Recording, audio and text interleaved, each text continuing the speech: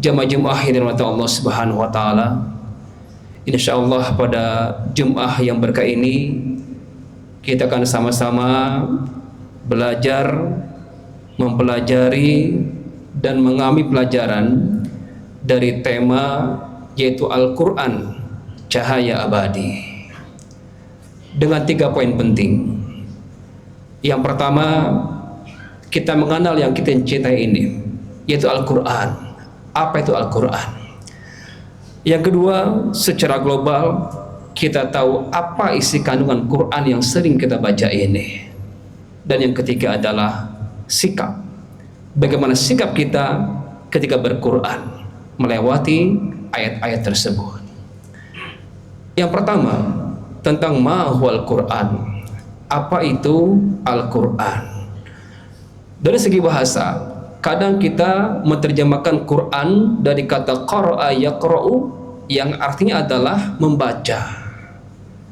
Hemat kami ini mempersempit makna dari balik Quran itu. Karena kalimat qara'a dalam bahasa Arab itu maknanya adalah bukan hanya membaca, tapi qara'a maknanya adalah jamaah, yang mengumpulkan.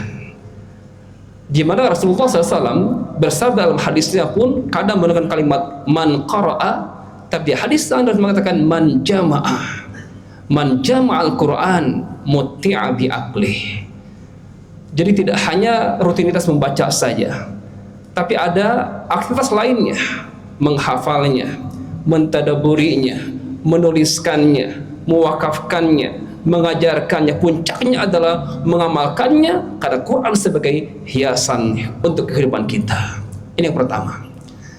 Yang kedua, secara istilah, para ulama mengatakan mengkerucut ke 5 poin.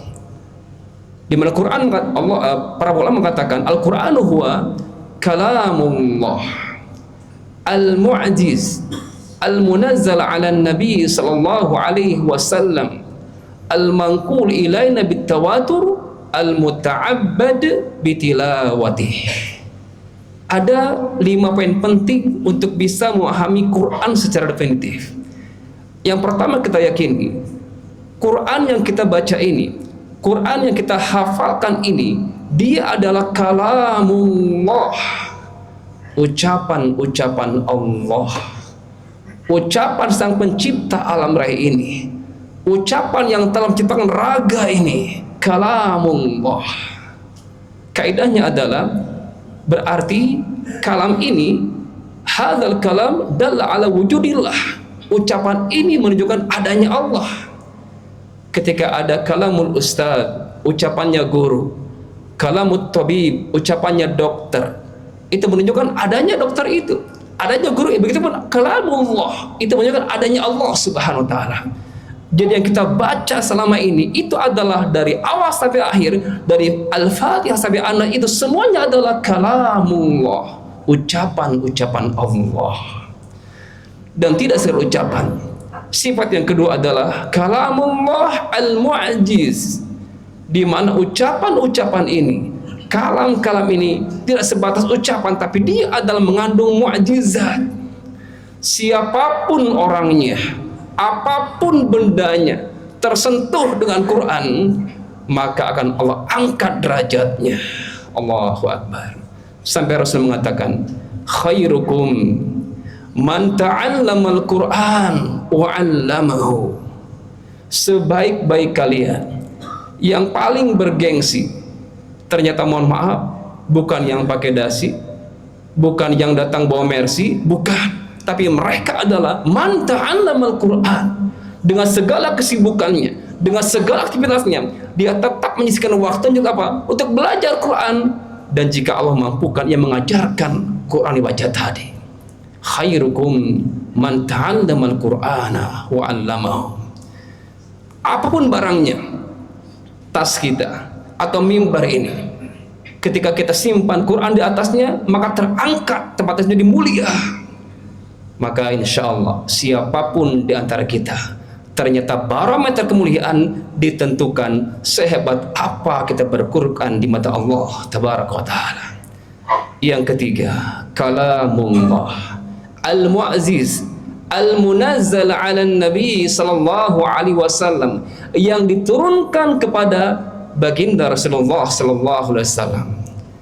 Ternyata secara keilmuan Quran itu turun dengan 3 fase. Di lapangan sering kami temukan jamaah memahaminya Quran itu hanya turun munajjaman, bertahap. Ternyata ada 2 tahap sebelumnya. Di tahap pertama, di mana Allah tabaraka taala menurunkan Quran ini sekaligus seluruhnya jumlatan wahidah wa nazlatan wahidah, seluruhnya dan sekali turun. Di fase pertama Allah turunkan seluruhnya, bal huwa Qur'anum Majid fi lauhim mahfuz, semuanya telah tercantum, telah termaktub di Lauhul Mahfuz. Hanya Allah tabaraka taala yang tahu tentang proses yang pertama ini. Jibril salam tidak masuk di fase pertama ini. Di fase kedua, dari Lauhul Mahfuz Allah turunkan kemana? Ke Baitul Izzah. Inna anzalnahu fi lailatul qadar. Atau surah Ad-Dukhan Allah mengatakan inna anzalnahu fi lailatin mubarakah, di malam kemuliaan, di malam yang penuh berkah.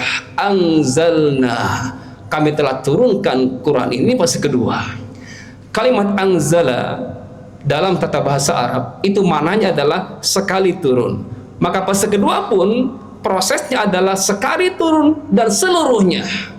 Bedanya di fase kedua ini dengan perantara malaikat Jibril alaihissalam. Di fase ketiga baru yang kita pahami secara global. Apa itu? Dari Baitul Izzah, Quran yang seluruhnya itu diturunkan ala qalbi Muhammadin sallallahu alaihi wasallam munajjaman, diturunkan kepada hatinya baginda Rasulullah dengan cara bertahap. Inna nahnu nazzalna dzikra wa inna lahu lahafizun. Beda antara anzalna dengan nazzalna. Kalau anzalna sekali turun, kalau nazzalna berkali-kali turunnya itu, maka bertahap. Untuk apa? Linutsabbita bihi fuadak, agar Allah mengukuhkan, meneguhkan pendirian Rasulullah dalam menerima wahyu yang mulia ini. Yang keempat, ulama mengatakan kalamullah al-mu'aziz al-munazzal 'ala Nabi sallallahu alaihi wasallam al-manqul ilaina bitawatur, yang sampai kepada kita sampai hari ini dengan cara mutawatir yang tanpa terputus.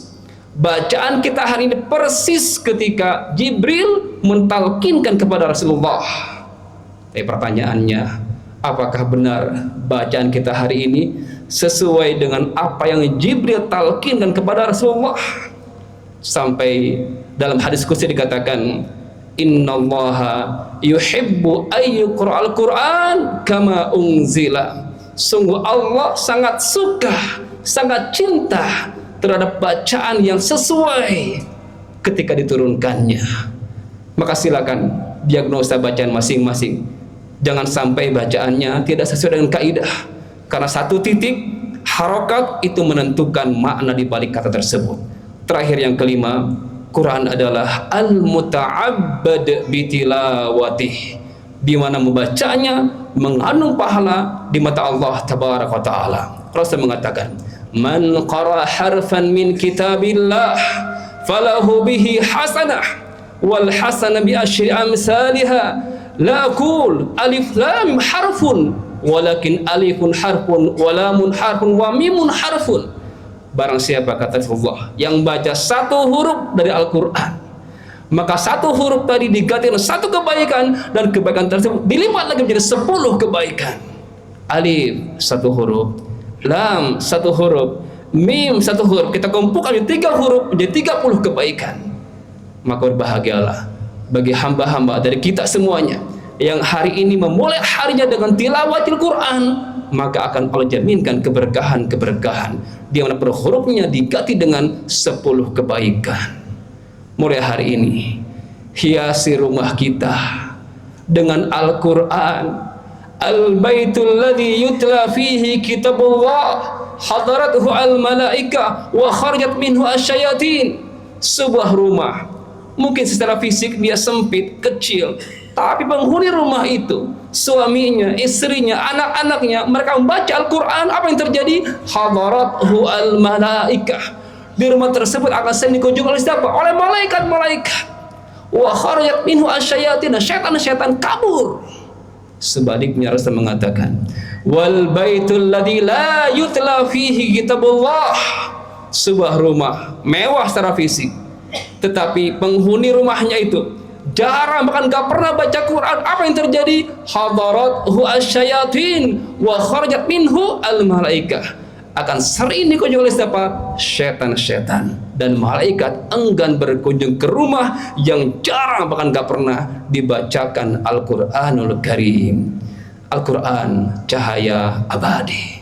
Poin yang kedua, secara global, apa isi kandungan yang kita baca ini?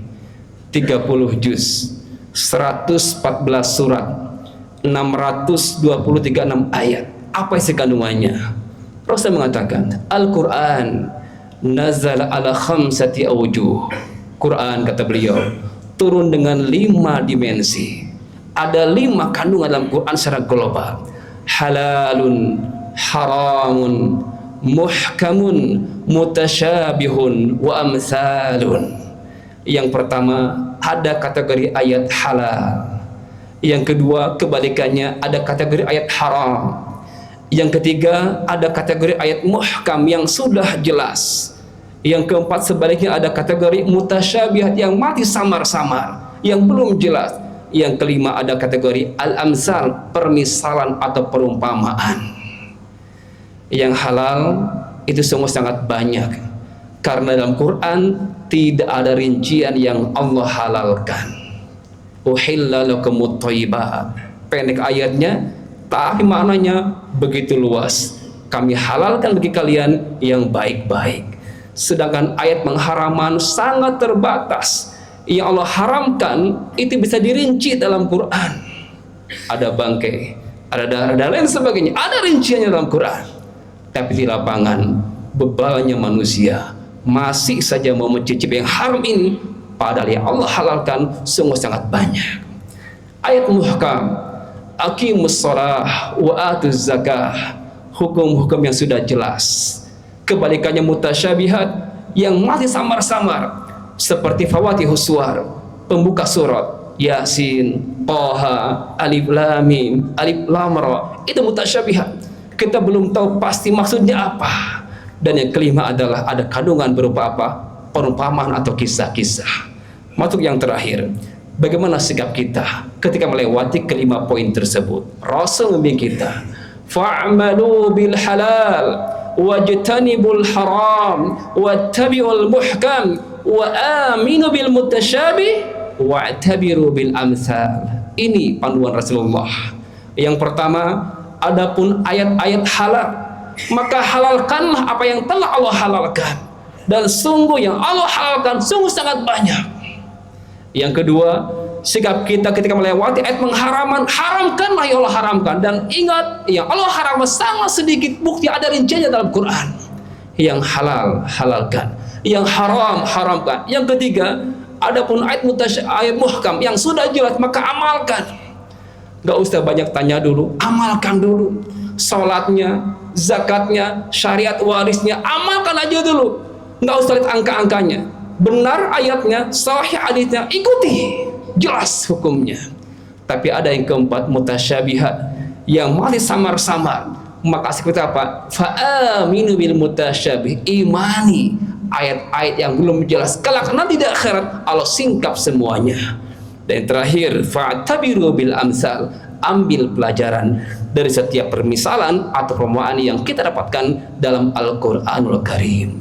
Semoga Allah tabaraka wa ta'ala merahmati kita dengan Al-Quran. Allahumma rahamna bil Quran